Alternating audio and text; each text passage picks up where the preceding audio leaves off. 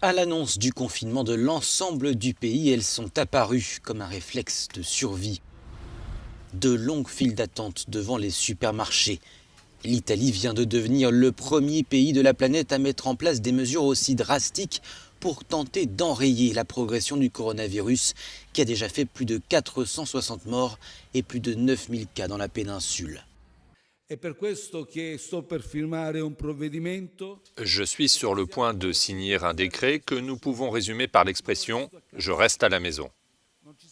Il n'y aura plus de zone rouge, il n'y aura plus de zone 1 ni de zone 2 sur notre péninsule. Il y aura l'Italie, une zone protégée.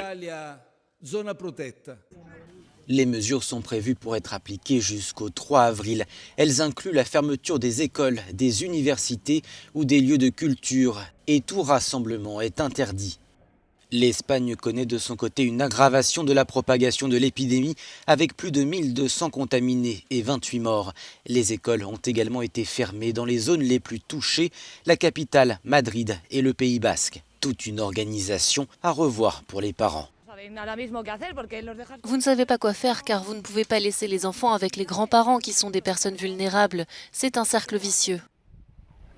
En France, deuxième pays le plus touché en Europe après l'Italie et où le ministre de la Culture Franck Riester a été atteint par le coronavirus, on se veut néanmoins rassurant. On peut aussi se satisfaire que plus de 62 000 personnes soient déjà guéries et l'OMS a confirmé d'ailleurs que plus de 70% des personnes atteintes étaient désormais guéries. Ce mardi, les dirigeants européens doivent se concerter par visioconférence pour coordonner leurs actions. De leur côté, les premiers passagers du paquebot Grand Princess ont pu débarquer lundi après-midi dans le port d'Auckland aux États-Unis après avoir été maintenus à distance des côtes californiennes pendant plusieurs jours en raison d'une vingtaine de cas avérés à bord.